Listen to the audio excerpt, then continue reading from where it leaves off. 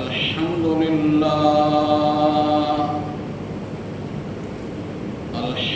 لله وكفى والصلاة والسلام على سيد الرسل وخاتم الأنبياء وعلى آله وصحبه وبارك وسلم، خصوصا على خلفائه الراشدين المهديين إلى يوم القيامة. أما بعد فأعوذ بالله من الشيطان الرجيم. بسم الله الرحمن الرحيم. النبي أولى بالمؤمنين من أنفسهم وأزواجه أمهاتهم. صدق الله العظيم وصدق رسوله النبي الكريم، ونحن على ذلك لمن الشاهدين والشاكرين، والحمد لله رب العالمين. اللهم صل على محمد وعلى آل محمد كما صليت على إبراهيم وعلى آل إبراهيم إنك حميد مجيد.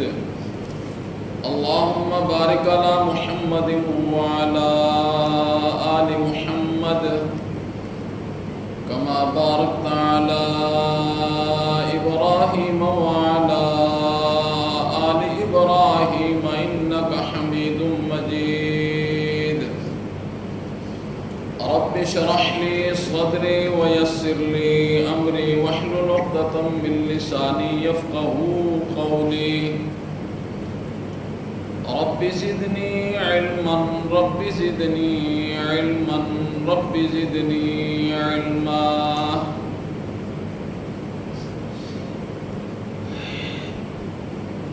پچھلے کئی جمعوں سے امام الانبیاء خاتم النبیین حضرت سیدنا محمد الرسول اللہ صلی اللہ علیہ وسلم کی سیرت طیبہ کے متعلق گفتگو جاری ہے.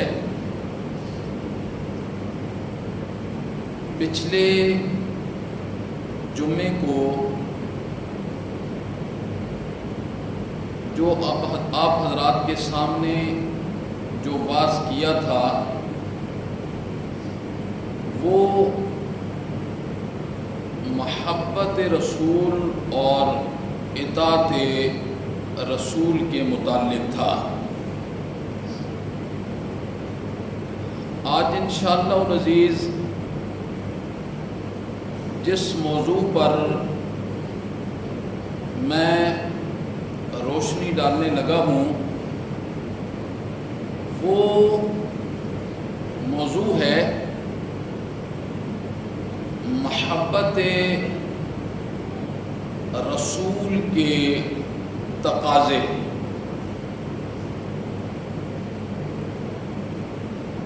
مجھ سمیت ہر بندے کو اپنے گریباں میں جھانک کر اس کا جائزہ لینا ہوگا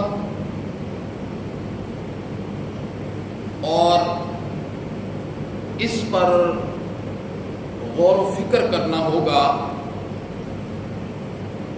آیا ہم محبت رسول کے تقاضوں میں پورا اتر رہے ہیں یا صرف زبانی کلامی دعوے ہیں؟ اور اس بات کو بھی دل کی تختی پر لکھ لینا کہ اگر محبت رسول کے زبانی کلامی دعوے ہیں اور زندگی محبت رسول کے تقاضوں کے خلاف ہے تو آنکھ بند ہوتے ہی ہر چیز ہم پر کھل جائے گی، لیکن اس وقت چیزوں کے کھلنے کا ہمارے لیے کوئی فائدہ نہیں ہوگا۔ محبت رسول کے تقاضوں کے متعلق چند باتیں گوش گزار کروں گا، اور آپ نے پوری توجہ کے ساتھ امام الانبیاء کی اس محبت کے تقاضوں والی گفتگو کو سماعت فرمانا ہے۔ محبت رسول کا سب سے پہلا تقاضا کیا ہے؟ قرآن نے اس پر کیسے روشنی ڈالی ہے؟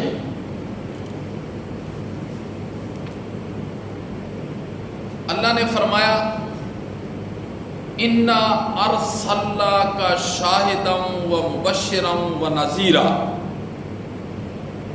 میرے پیغمبر ہم نے آپ کو گواہ بنا کر بھیجا ہے، خوشخبریاں سنانے والا اور ڈر سنانے والا۔ کیوں؟ لِتُؤْمِنُوا بِاللَّهِ وَرَسُولِهِ، تاکہ تم اللہ اور اس کے رسول پر ایمان لے کر آؤ، وَتُعَزِّرُوهُ، اور میرے نبی کی نصرت کرو، وَتُوَقِّرُوهُ، اور میرے نبی کا احترام کرو، میرے نبی کی عزت کرو، وَسَبِّحُوهُ بُكْرَةً وَأَصِيلًا، اور صبح اور شام اللہ کی تسبیح بیان کرو۔ محبت رسول کا سب سے پہلا تقاضا یہ ہے کہ ہمارے دل و دماغ میں امام الانبیاء کا احترام ہونا چاہیے، عزت ہونی چاہیے، اور امام الانبیاء کا احترام چشم فلک نے صحابہ جیسے لوگ دیکھے نہیں ہیں، قیامت کی صبح تک نہ چشم فلک ایسے لوگ دیکھے گا کہ امام الانبیاء کا احترام ان حضرات نے کیسے کیا۔ صلح حدیبیہ کا موقع ہے، مشرکین مکہ کی طرف سے اس وقت حضرت عروہ بن مسعود رضی اللہ تعالیٰ عنہ مسلمان نہیں ہوئے تھے، یہ کفار کی طرف سے سفیر بن کے آئے، اور امام الانبیاء اور صحابہ کرام کو جب مذاکرات کے لیے آئے، دیکھا، واپس چل کے سرداران مکہ کو عروہ بن مسعود رضی اللہ تعالیٰ عنہ نے کیا کہا، جو اس وقت تک مسلمان نہیں ہوئے، کہنے لگے ایک بات کان کھول کے سن لینا، میں دنیا کا اکثر حصہ گھوما ہوں اور مجھے بڑے بڑے بادشاہوں کے پاس جانے کا موقع ملا ہے، لیکن میری آنکھ نے آج تک ایسے لوگ نہیں دیکھے ہیں جو میں وہاں دیکھ کے آ گیا ہوں۔ بڑے بڑے بادشاہوں کی عزت بھی میں نے دیکھی ہے، ان کے محلات کے اندر بھی گیا ہوں، ان کے چاہنے والوں کو بھی دیکھا ہے، لیکن یہاں میں نے عجیب منظر دیکھا ہے، یہ وضو کرتے ہیں تو اس طرح نیچے ہاتھ رکھ لیتے ہیں کہ ایک قطرہ بھی پانی کا زمین پر نہیں گرنے دیتے ہیں، وہ اپنا لعاب جب پھینکتے ہیں تو آگے ہاتھ رکھ کے اس کو اپنے چہروں پر مل لیتے ہیں۔ اللہ اکبر۔ عروہ بن مسعود کہتے ہیں میں نے ایسی مخلوق نہیں دیکھی ہے، اور چشم فلک ایسے لوگ دیکھے گا بھی نہیں ہے، کبھی نہیں دیکھے گا کہ امام الانبیاء کا احترام، عزت، توقیر۔ ایک نوجوان صحابی ہیں، ایمان قبول کرنے کے لیے آئے، پہلا دن تھا، حضرت طلحہ بن برا رضی اللہ تعالیٰ عنہ ایمان قبول کیا نا، اب نبی پاک صلی اللہ علیہ وسلم نے امتحان لینا چاہا، نبی پاک صلی اللہ علیہ وسلم نے فرمایا طلا جو کہوں گا مانو گے؟ نوجوان صحابی ہیں، انہوں نے کہا مانوں گا۔ فرمایا جاؤ اپنے والد کو قتل کر کے آؤ۔ بس زبان سے جملے نکلے اور بھاگ گئے۔ آپ نے فرمایا طلا ادھر آؤ، میں رشتوں کو توڑنے کے لیے نہیں آیا، میں تو رشتوں کو جوڑنے کے لیے آیا ہوں، بس تیرا امتحان تھا۔ اللہ کی شان، نوجوانی کے زمانہ میں کچھ دنوں کے بعد ایمان قبول کرنے کے بعد بیمار ہو گئے۔ بیمار ہوئے تو مدینہ سے تھوڑے فاصلے پر تھے، نبی پاک صلی اللہ علیہ وسلم ان کی تیمارداری کے لیے گئے، بیمار کرسی کے لیے گئے۔ حضرت طلحہ کی جو حالت تھی، آپ نے فرمایا مجھے نہیں لگتا کہ طلحہ کی زندگی زیادہ وفا کرے، لیکن اگر طلحہ کا انتقال آج ہو گیا تو مجھے بلانا ہے، میں طلحہ کی نماز جنازہ میں شرکت فرماؤں گا۔ کچھ دیر کے بعد رات کا کوئی پہر ہے، حضرت طلحہ کو ہوش آیا، گھر والوں نے بتایا، حضرت طلحہ نے فرمایا کہ نبی پاک صلی اللہ علیہ وسلم کو نہیں بلانا، اگر میری روح نکل جاتی ہے تو مجھے فوراً دفن کر دینا ہے، نبی پاک صلی اللہ علیہ وسلم کو میرا نہیں بتانا۔ کیوں نہیں بتانا؟ ایک اس وجہ سے نہیں بتانا کہ آپ کو آنے میں تکلیف ہوگی، نمبر 2 رات کو موذی جانور ہیں، آپ کو تکلیف نہ دے دیں، نمبر 3 یہودیوں کے گھر رستے میں آتے ہیں، وہ تکلیف دینے سے باز نہیں آئیں گے، میرے نبی کو میری وجہ سے کہیں تکلیف نہ ہو جائے۔ اس سے بڑا بھی کوئی خوش نصیب انسان ہو سکتا ہے کہ امام الانبیاء کہیں کہ طلحہ کا جنازہ میں پڑھاؤں گا، اور صحابہ کرام کی حالت دیکھیں، اور اسی طریقے سے گھر والوں نے عمل کیا، روح نکلی، نماز سے پہلے تدفین ہوگی، صبح نماز کے بعد امام الانبیاء نے استفسار کیا طلحہ کے بارے میں، بتایا حضرت اس کا تو رات کو انتقال ہو گیا تھا اور ہم نے دفن کر دیا ہے۔ نبی پاک صلی اللہ علیہ وسلم حضرت طلحہ بن برا کی قبر پر گئے، اور حضرت طلحہ نے کہا تھا کہ میرا پیغام دینا نبی پاک صلی اللہ علیہ وسلم کو کہ میرے لیے مغفرت کی دعا کر دیں۔ امام الانبیاء جب آئے نا تو آپ نے اللہ کے سامنے ہاتھ اٹھائے، فرمایا مولا طلحہ سے میں راضی ہوں، تو اس سے ملاقات اس طرح کرنا کہ جب تو ملاقات کرے تو یہ ہنس رہا ہو اور تو بھی ہنس رہا ہو۔ مولا اللہ سے اللہ حضرت طلحہ سے ہنستے ہوئے ملاقات کرنی ہے۔ یہ حب رسول کے تقاضے ہیں، حب رسول کے تقاضے ہیں۔ عروہ بن مسعود کا واقعہ بھی ذہن کے اندر رکھنا ہے، اور حضرت طلحہ بن برا رضی اللہ تعالیٰ عنہ کا واقعہ بھی ذہن کے اندر رکھنا ہے۔ اللہ اکبر۔ ایک صحابی فرماتے ہیں کہ میں نبی پاک صلی اللہ علیہ وسلم کی مجلس کے اندر گیا اور میں نے صحابہ کی کیا کیفیت دیکھی، صحابہ کرام کی، آپ کے سامنے بیٹھے ہوئے، توجہ کا کیا عالم تھا، توجہ کا۔ وہ صحابی کہتے ہیں توجہ کا یہ عالم تھا کہ ایسے لگ رہا تھا جیسے ان کے سروں پر پرندے بیٹھے ہوئے ہیں، یہ اپنے سروں کو ہلائیں گے تو پرندے اڑ جائیں گے۔ اس قدر یکسوئی اور توجہ کے ساتھ وہ امام الانبیاء کے سامنے بیٹھے ہوئے تھے۔ تو محبت رسول کا سب سے پہلا تقاضا کیا ہے؟ سب سے پہلا تقاضا یہ ہے کہ امام الانبیاء کا احترام کیا جائے، آپ کی توقیر کی جائے، آپ کی عزت کی جائے، اور ساری کائنات سے بڑھ کر آپ کی توقیر اور عزت کی جائے۔ امام مالک رحمہ اللہ یہ بہت بڑے امام تھے، اللہ نے ویسے رتبہ نہیں دے دیا، اور یہ مدینہ کے رہنے والے تھے اور عربی تھے، اور جن کے بارے میں امام الانبیاء نے اپنی زندگی کے اندر بشارتیں دی تھیں کہ اللہ میرے شہر کے اندر ایک ایسا عالم پیدا کرے گا کہ اطراف دنیا سے لوگ ان کے پاس علم کی پیاس بجھانے کے لیے آئیں گے۔ اللہ اکبر۔ امام مالک رحمہ اللہ کا کیا معمول تھا؟ مسجد نبوی میں روضہ رسول کے سامنے حدیث پڑھایا کرتے تھے، حدیث، اور کتنے طلباء آپ کی کلاس میں ہوتے تھے؟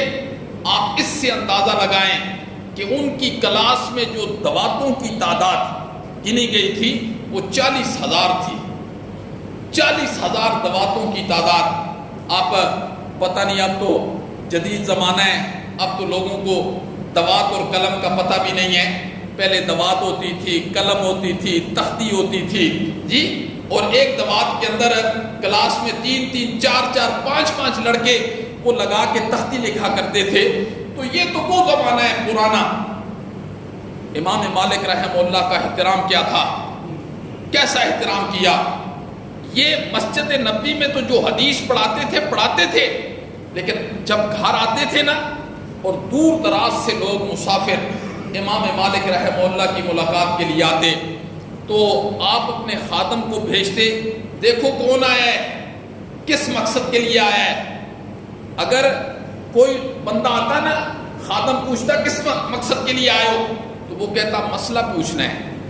تو وہ امام مالک کہتے کہ اندر بلاؤ، مسئلہ اسے بتا دیتے، وہ چلا جاتا۔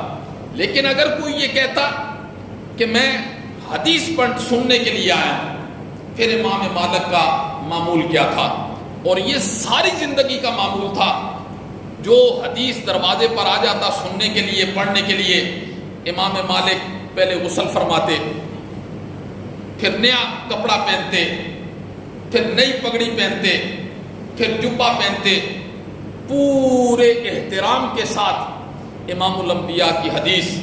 پھر آنے والے جو مسافر مہمان گھر پر آتے تھے، ورنہ تو مسجد نبوی میں روزانہ جتنا عرصہ آپ نے حدیث پڑھائی ہے، روزانہ نیا سوٹ، نئی پگڑی، نیا جبہ پہن کے آپ نے کہا یہ رسول اللہ صلی اللہ علیہ وسلم کی حدیث کا احترام ہے۔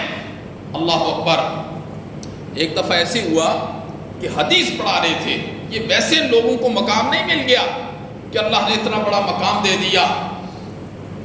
ہم حب رسول کے تقاضوں کو پورا کرتے ہیں یا ان تقاضوں سے ابھی کھربوں میل دور ہیں ہم؟ امام مالک حدیث پڑھا رہے ہیں، بہت خوبصورت تھے، حدیث پڑھاتے پڑھاتے بہت دیر تک لمبا سبق ہوتا تھا، حدیث پڑھاتے پڑھاتے آپ کے چہرے کا رنگ سیاہ ہوتا چلا گیا۔ تو حدیث پڑھانے کے بعد آپ نے اپنے ایک شاگرد سے کہا، دیکھو یہ مجھے تکلیف ہو رہی ہے۔ دیکھا تو کمر میں بچھو نے 17 جگہ ڈنگ مارا ہوا تھا۔ انہوں نے کہا حضرت آپ نے پہلے نہیں بتایا۔ فرمایا میں حدیث رسول پڑھا رہا تھا اور میں نے اس چیز کو مناسب نہیں سمجھا کہ اللہ کے نبی کی حدیث کو بیان کر رہا ہوں اور آپ کے سامنے جسم کی تکلیف کو رکھ دوں۔ یہ ویسے لوگوں کو مقام نہیں ملا۔ ہم محبت رسول کے تقاضوں کو کتنا پورا کرنے والے ہیں، اور ہمارے دعوے محبت رسول صلی اللہ علیہ وسلم کے متعلق ہمارے دعوے کیا ہوتے ہیں، ہماری عملی زندگی کیا ہے؟ اللہ اکبر۔ حضرت سعید ابن مسیب رحمہ اللہ حدیث کے بہت بڑے استاد تھے۔ مرض الوفات، بالکل قریب المرگ، ابھی روح نکلنے لگی ہے۔ اچانک ایک بندہ کافی دور سے آیا، اس کو تو نہیں پتا تھا حضرت بیمار ہیں، مرض الوفات میں ہیں۔ تو دروازے پر دستک دی، کچھ حضرات قریب بیٹھے ہوئے تھے، تو کہنے لگے کہ بندہ ایک آیا ہے حدیث سننے کے لیے، حدیث پڑھنے کے لیے، سننے کے لیے۔ اسی حالت میں فرمایا بلاؤ اس کو میرے پاس۔ تو جو قرب و جوار میں بیٹھنے والے تھے انہوں نے کہا حضرت لیٹے لیٹے بتا دیں۔ فرمایا نہیں، یہ حدیث کا احترام، یہ حدیث کے ساتھ اس کی بد احترامی ہے۔ آپ اٹھ کر انہوں نے کہا مجھے بٹھاؤ، بٹھائے، حدیث سنائی نا۔ جب لیٹے تو ادھر ہی کلمہ پڑھا لا الہ الا اللہ محمد رسول اللہ، ادھر ہی ان کا انتقال ہو گیا۔ کہ ساری زندگی جس کام کے پیچھے لگے رہے، اللہ رب العزت نے اختتام بھی پھر اسی کام پر کیا۔ تو محبت رسول کا پہلا تقاضا کیا ہے؟ پہلا تقاضا یہ ہے کہ ہمیں رسول اللہ صلی اللہ علیہ وسلم کی عزت، توقیر، مقام اور مرتبے کو جاننا ہے، اور پھر دل و دماغ میں اس مقام اور مرتبے کو رچا دینا ہے، بسا دینا ہے، پھر اس کے مطابق۔ ہم نے تو صرف امام الانبیاء کا صرف نام ہی سنا ہے۔ عزت، مقام، توقیر اس کے دلوں کے اندر ہوتی ہے جو آپ کی زندگی کے ایام سے واقف ہوتے ہیں کہ آپ دنیا کے اندر آئے ہیں، آپ کا مقصد کیا تھا، آپ انسانوں کے اندر کیسے گھومتے رہے، کیسے پھرتے رہے۔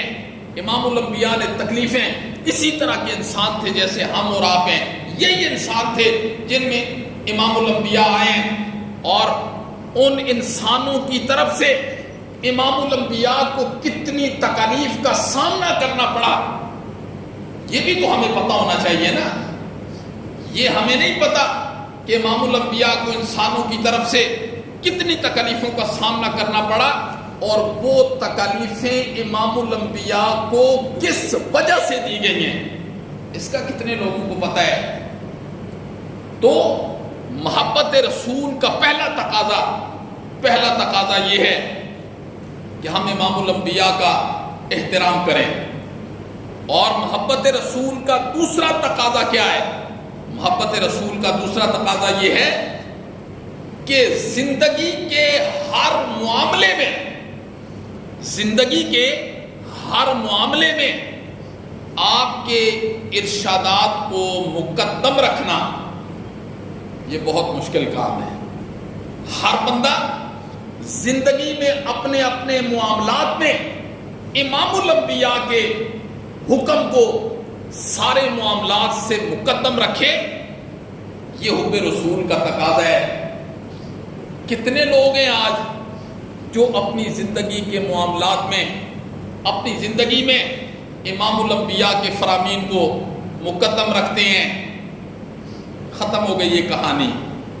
ہم اپنے معاملات جب دیکھتے ہیں، ہمارے معاملات کو دیکھ کر کفر بھی حیران رہ جاتا ہے، ششدر رہ جاتا ہے، پریشان رہ جاتا ہے۔ تو اسی لیے قرآن نے کیا فرمایا؟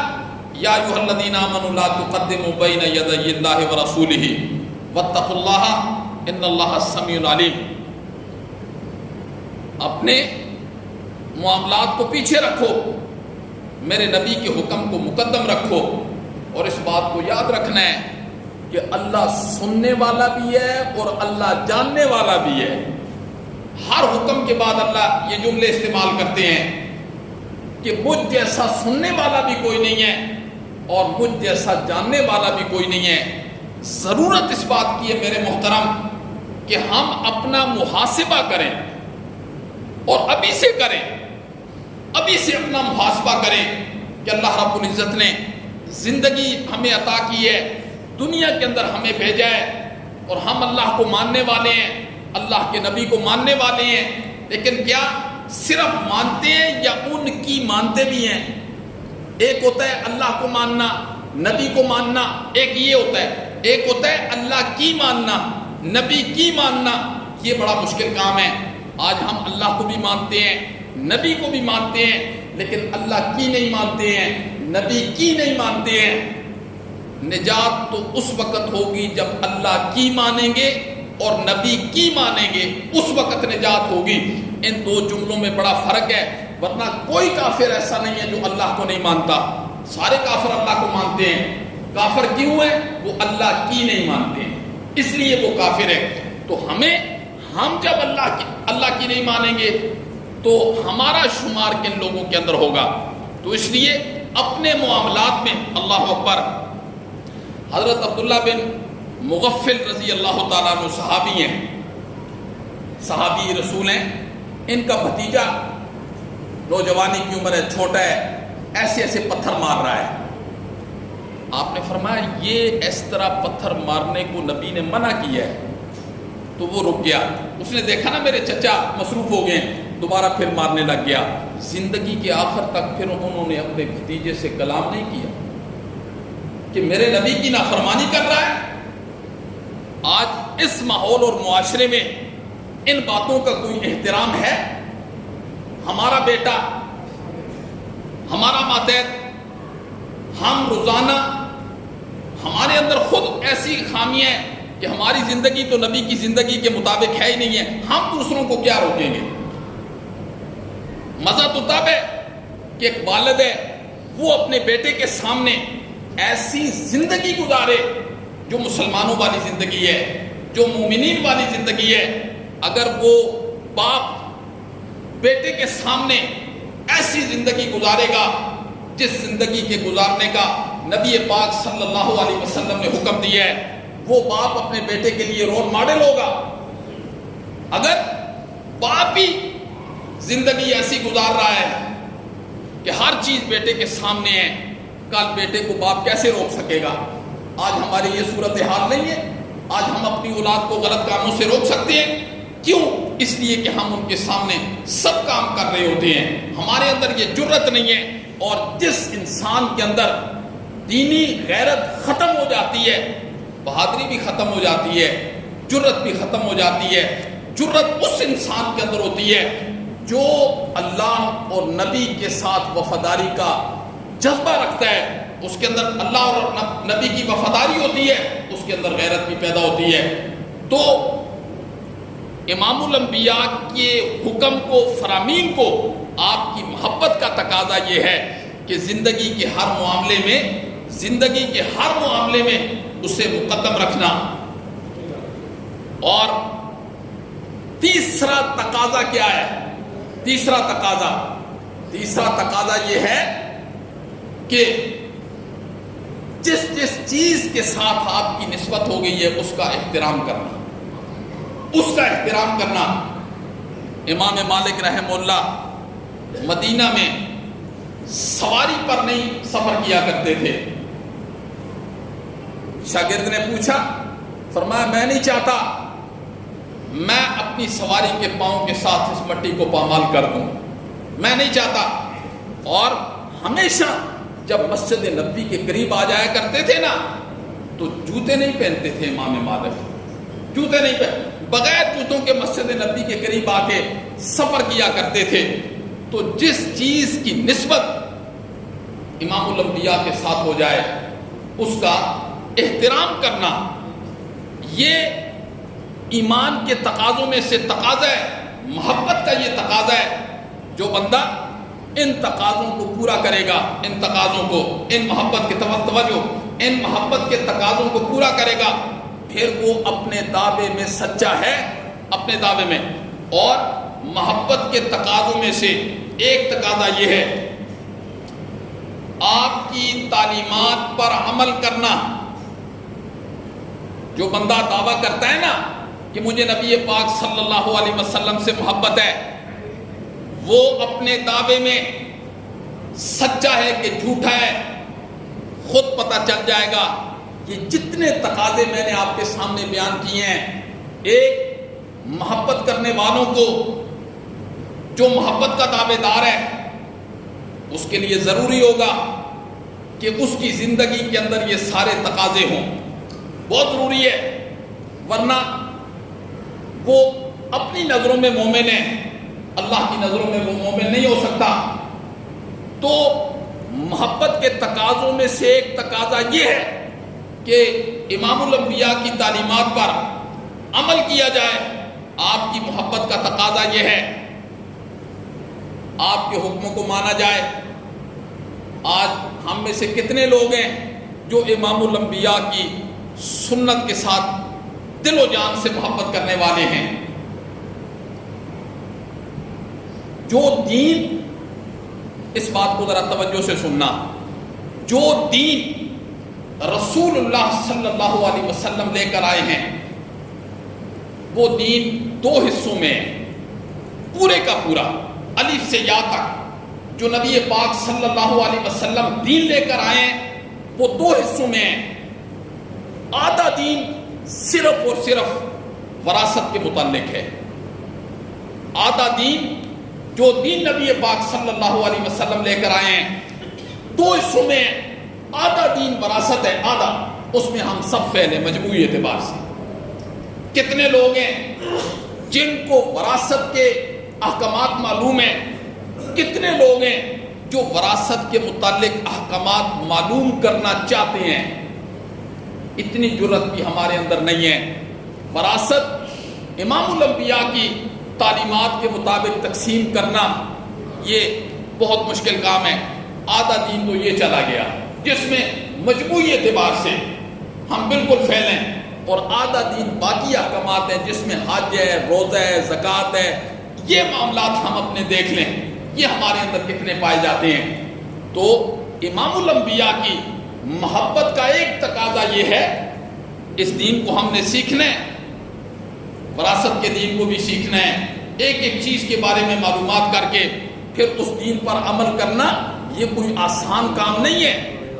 جی آج بہنوں کے حصے کھا جانا، بھائی کی جائیداد پر قبضہ کر لینا، یتیموں کی جائیداد پر قبضہ کر لینا یہ بہت آسان ہے، لیکن کل قیامت والے دن اللہ کی عدالت میں ان چیزوں کو واپس کرنا یہ بڑا مشکل کام ہے، پھر واپس عذاب کی صورت کے اندر ہی ہوگا۔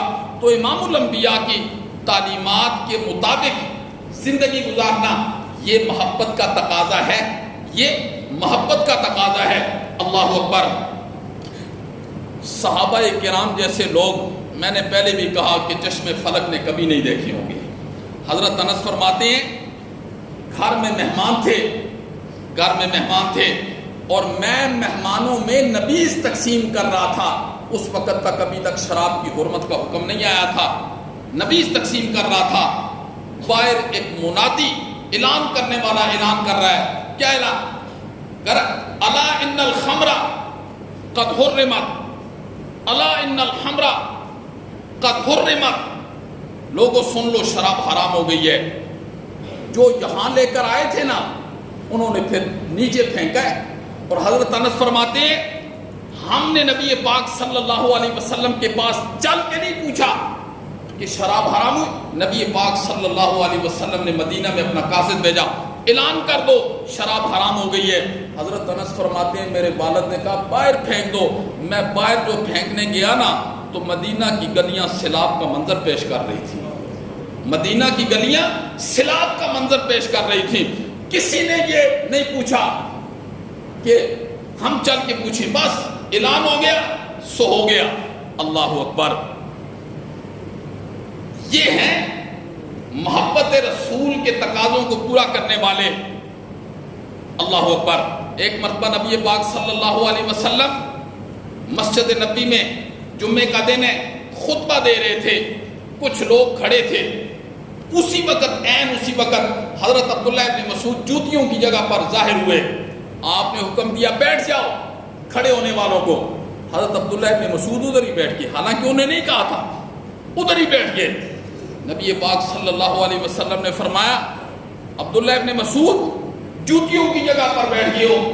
حضرت عبداللہ ابن مسعود نے فرمایا کہ جب ان کانوں میں آواز پڑی ہے نا کہ نیچے بیٹھ جاؤ، پھر عبداللہ ابن مسعود کے قدم نے جرت نہیں کی ہے کہ وہ آگے چلا جائے، بس ادھر ہی بیٹھ گیا۔ آپ نے فرمایا تجھے نہیں کہا۔ اللہ اکبر۔ ایک شاعر ہے نا، اس نے کیا عجیب شعر کہے، خدا باید شاید ہے، اس نے کہا قدر نبی دی اے کی جانن دنیا دار کمینے، قدر نبی دی جانن والے سوگے وچ مدینے۔ اللہ اکبر۔ ان لوگوں نے محبت رسول کے تقاضوں کو پورا کیا ہے۔ ہم کہہ رہے ہیں ہمیں نبی پاک صلی اللہ علیہ وسلم سے محبت ہے، ہمارے معاملات کیسے ہیں؟ میرے محترم، یہ تقریر کرنا، یہ تقریر کا جادو جگانا مقصود نہیں ہوتا۔ ہم یہاں سے سنتے ہیں، اس کو بند نہیں کرتے ہیں، باہر جانے کے بعد وہی ہماری زندگی ہوتی ہے، وہی ہماری دنیا ہوتی ہے۔ کم از کم اپنا استحضار کرنا چاہیے۔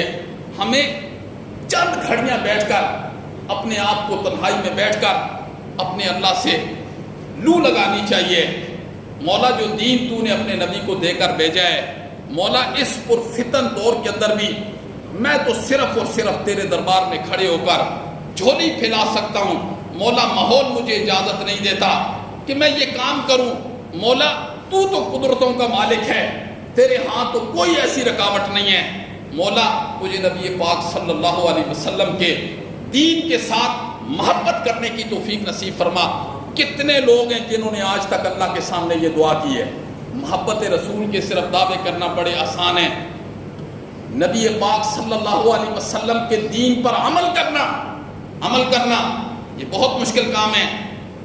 میں نے کہا نا آدھا دین وراثت ہے. کتنے لوگ ہیں جو وراثت نبی پاک صلی اللہ علیہ وسلم کے دین کے مطابق تقسیم کرتے ہیں, یا احکامات کا پتہ ہے, نماز پڑھنی آسان ہے, وراثت تقسیم کرنی مشکل ہے, تسمیہ پڑھنی آسان ہے, وراثت تقسیم کرنی مشکل ہے, سارے کام کرنے آسان ہیں. یہ تو اتنے جمعوں سے میں سیرت النبی صلی اللہ علیہ وسلم پر روشنی ڈال رہا ہوں. اس کے بعد انشاءاللہ العزیز میں پیغام نبی سناؤں گا. جو سب سے مشکل کام ہے پیغام نبی سنانا اور پیغام نبی سننا, اس دور کے اندر بہت مشکل کام ہے. محبت رسول کے دعوے آسان ہیں, پیغام نبی سننا یہ بہت مشکل کام ہے. جس نے پیغام نبی سن کر پیغام نبی کو ہضم کر لیا جنت اس کے قدم چومے گی, اور جس نے پیغام نبی کو سن کر ان ارشادات کو جھٹک دیا وہ پھر جنت کی امید نہ رکھے, اللہ سے وہ جنت کی امید نہ رکھے. زندگی انتہائی مختصر ہے. روزانہ ہم سن رہے ہوتے ہیں کیسے نوجوان دنیا سے جا رہے ہیں, اور سب سے زیادہ جس مرض میں لوگ جا رہے ہیں نا وہ ہارٹ فیل ہو رہا ہے, ہارٹ اٹیک ہو گئے نوجوانوں کو. 20 سال کی عمر ہے, 25 سال کی عمر ہے, ایک لمحہ نہیں دیتی زندگی. پھر اذا جاء اجلهم فلا يستخرون ساعة ولا, یہ سب دنیا کی رونقیں ادھر ہی رہ جانی ہیں. یہ سب کہانیاں ہیں, یہ سب افسانے ہیں, یہ سب خواب کی طرح ہے. ایک بندے کو 100 سال بھی مل جائے نا دنیا کی زندگی, وہ دنیا میں جو کچھ کرتا پھرے آخر اس نے جانا ہے, ہر صورت میں جانا ہے. اللہ اکبر. اور جدھر جانا ہے نا پھر ادھر سے واپس بھی نہیں آنا ہے, جدھر جانا ہے ادھر سے واپس بھی نہیں آنا ہے. اگر یہ دنیا ہے نا تو پھر وہ دنیا بھی ہے, اتنا خیال کر لینا. اگر یہ دنیا ہے تو پھر وہ دنیا بھی ہے. اگر اس دنیا کے اندر زندگی گزاری ہے تو اس دنیا کے اندر بھی زندگی گزارنی ہے. اس دنیا کی زندگی کیسے گزرے گی اس کا دار و مدار اس زندگی پر ہے. اگر آج اس لیے ہٹ درمی ہمیں چھوڑ دینی چاہیے, ہمیں تکبر چھوڑ دینا چاہیے, ہمیں حسد چھوڑ دینا چاہیے, ہمیں کینہ چھوڑ دینا چاہیے, ہمیں بغض و عداوت و نفرتیں چھوڑ دینی چاہیے. ایک محبت رسول کا دعوے دار بندہ کھڑا ہو, جی حسد نہیں چھوڑے, کینہ نہ چھوڑے, دشمنی نہ چھوڑے, اللہ کے لیے معاف کر دینا. یہ آسان ہے اللہ کے لیے معاف کر دینا, لیکن جو معاف کر دے گا اللہ اکبر, اللہ کے لیے کسی کو معاف کر دے گا کل قیامت والے دن اللہ بھی اس کے بڑے بڑے گناہوں کو معاف کر دے گا. حضرت وحشی بعد میں مسلمان ہوئے, حضرت حمزہ کو شہید کرنے والے فتح مکہ والے دن کہنے لگے اللہ کے پیغمبر حمزہ کے لیے بھی معافی ہے جس نے اس چچے کو شہید کر دیا تھا جو امام الانبیاء کا سب سے محبوب چچا تھا, اور زندگی بھی دونوں کی بالکل عمر بھی برابر تھی, 3 سال کا فرق تھا, پھر چچا کی محبت تھی. نبی پاک صلی اللہ علیہ وسلم نے فرمایا میں 70 کا موصلہ بناؤں گا. اللہ نے منع کر دیا, فرمایا نہ میرے پیغمبر آپ ایسے نہیں کر سکتے. حضرت وحشی کے لیے امام الانبیاء نے پوچھا وحشی کے لیے معافی ہے, آپ نے فرمایا وحشی آج تیرے لیے بھی معافی, آ جا کلمہ پڑھ کے اسلام کے دائرے میں داخل ہو گئے. اس لیے میرے محترم ہمارے اندر دین سیکھنے کا جذبہ ہونا چاہیے, ہمارے اندر نبی کی اطاعت کا جذبہ ہونا چاہیے, ہمارے اندر دین کو عملی جامہ پہنانے کا جذبہ ہونا چاہیے. آج جس ماحول اور معاشرے کے اندر میں اور آپ رہ رہے ہیں یہاں نبی کی سنت پر عمل کرنا توہین سمجھا جاتا ہے. نبی پاک صلی اللہ علیہ وسلم کے طریقوں کو غمی اور خوشی میں اپنانا اس کو تقیانوسی سمجھا جاتا ہے. آج ہم اپنی مرضی سے زندگی گزار رہے ہوتے ہیں, خوشی کے ماحول دیکھ لیں, غمی کے ماحول دیکھ لیں, ہمارے شب و روز کی زندگی دیکھ لیں. تو امام الانبیاء کی محبت کے تقاضوں میں سے ایک تقاضا یہ ہے, ایک تقاضا کیا کہ آپ کی تعلیمات پر عمل کرنا, آپ کی تعلیمات پر عمل کرنا یہ محبت رسول کے تقاضوں میں سے ایک تقاضا ہے. اللہ اکبر. اور ایک تقاضا شوق ملاقات.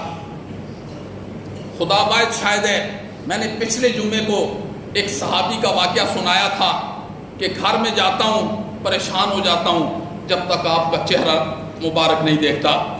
ہر صحابی کا یہی جذبہ تھا، ہر صحابی کا یہی جذبہ تھا، اللہ اکبر، کہ امام الانبیاء کے ساتھ ملاقات کا کیا شوق اور جذبہ تھا۔ حضرت عبداللہ بن زید اپنے باغ میں کام کر رہے تھے، مجبوری تھی سارا دن کام کرنا، اور کام سے واپسی پر اس وقت تک انہیں سکون نہیں آتا تھا جب تک امام الانبیاء کا چہرہ انور نہیں دیکھ لیتے تھے، سکون نہیں آتا تھا۔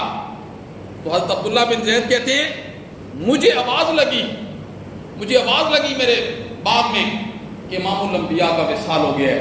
میں نے آسمان کی طرف دیکھا، میں نے کہا مولا میں ان آنکھوں کے ساتھ امام الانبیاء کے بعد کسی کو نہیں دیکھنا چاہتا، مولا مجھے نابینا کر دے۔ اسی وقت آنکھوں کی روشنی چلی گئی، اسی وقت۔ یہ محبت رسول کے تقاضے ہیں، کہیں ہم دھوکے میں نہ پڑ جائیں کہ ہم جو زندگی گزار رہے ہیں جانا اکیلے ہے، اور اس محبت رسول کے تقاضوں کے متعلق صرف یہاں سے روح نکلے گی، ساتھ ہی ساری چیزیں اللہ اکبر ظاہر ہو جائیں گی۔ ایک صحابی کے متعلق آتا ہے حضرت مادان رضی اللہ تعالیٰ عنہ، ان کی بیٹی کہتی ہے حضرت مادان جب رات کو آتے نا روزانہ، امام الانبیاء کے وصال کے بعد کئی صحابہ تھے، پھر ان کی زندگیاں غموں کے اندر گزری ہیں۔ حضرت مادان کے بارے میں بیٹی کہتی ہے روزانہ حضرت مادان کہتے مولا آج میری روح کو قبض کر دینا، میں امام الانبیاء کے چہرے کو دیکھوں، آج میری روح کو قبض کر دینا کہ میں امام الانبیاء کے چہرے کو دیکھوں۔ حضرت بلال کے متعلق آتا ہے کہ آخری وقت آیا تو بیوی رونے لگ گئی، حضرت بلال ہنسنے لگ گئے۔ بیوی نے پوچھا ہم رو رہے ہیں اور آپ ہنس رہے ہیں؟ فرمایا میں کیوں نہ ہنسوں، اب دنیا سے جانے کا وقت آ گیا ہے، میں امام الانبیاء سے ملاقات کروں گا، میں امام الانبیاء سے ملاقات کروں گا چل کے۔ اس طریقے سے آج ہم میں سے تو کوئی بندہ مرنا چاہتا ہی نہیں ہے، کوئی بندہ مرنا چاہتا ہے؟ کوئی بندہ نہیں مرنا چاہتا۔ روزانہ لوگوں کی ہم بات دیکھتے ہیں، انہیں کاندھوں پر اٹھا کے مٹی کے حوالے کر کے آ جاتے ہیں، لیکن میں خود مرنے کے لیے تیار نہیں ہوں۔ لیکن اتنی بات ضرور ہے، میں تیار ہوں یا نہ ہوں، موت کے فرشتے نے آ کے میری روح کو دبوچ کے یہاں سے لے کے جانا ہے۔ قرآن کیا کہتا ہے؟ وَالنَّازِعَاتِ غَرْقًا وَالنَّاشِطَاتِ نَشْطًا وَالسَّابِحَاتِ سَبْحًا۔ یہ سورۃ النازعات ہے۔ گھروں میں ترجمے والا قرآن ہوگا نا، وقت پاؤں کی زنجیر بن رہا ہے، ذرا اس کا ترجمہ پڑھنا۔ یہ 30واں پارہ ہے اور دوسری صورت ہے، گھروں میں ذرا اس کا ترجمہ پڑھنا، اللہ کہنا کیا چاہتے ہیں، اللہ سمجھانا کیا چاہتے ہیں۔ اللہ اکبر۔ تو محبت رسول کے تقاضوں میں سے شوق ملاقات، اللہ اکبر۔ اور آخری بات، محبت رسول کے تقاضوں میں سے ایک تقاضا یہ ہے کہ امام الانبیاء کی ذات پر کثرت کے ساتھ درود پڑھا جائے۔ ابی ابن کعب آئے، کہنے لگے اللہ کے پیغمبر کتنا پڑھوں؟ 4 حصے عبادت ہے، ایک حصہ فرمایا زیادہ کرو گے تو بہتر ہے، فرمایا 2 حصے، فرمایا اس سے بھی زیادہ کرو گے تو بہتر ہے، فرمایا 3 حصے، فرمایا اس سے بھی زیادہ کرو گے تو بہتر ہے۔ اللہ رب العزت کثرت سے درود پڑھنے والوں کے گناہوں کو معاف کر دیتے ہیں، ان کے غموں کو اور پریشانیوں کو اللہ دور فرما دیتے ہیں۔ یہ محبت رسول کے تقاضے آپ نے سنے ہیں۔ اگر ان تقاضوں کے مطابق میری زندگی ہے تو میں اپنے دعوے میں سچا ہوں، اگر ان تقاضوں کے مطابق میری زندگی نہیں ہے تو پھر میں اپنے دعوے میں جھوٹا ہوں، اور مجھے اپنے آپ کو ان تقاضوں کے اندر، ان تقاضوں کو اپنانا ہوگا، ان پر عمل کرنا ہوگا، تاکہ جب موت آئے تو پھر اس وقت امام الانبیاء کی صورت کو اللہ کرے سامنے، تو پھر پوچھے فرشتہ یہ کون ہے، تو جس نے تقاضوں کو پورا کیا ہوگا وہی بتائے گا کہ یہ اللہ کے نبی ہیں، یہ ہمارے نبی ہیں اور ہم ان کی امتی ہیں۔ اللہ عمل کی توفیق نصیب۔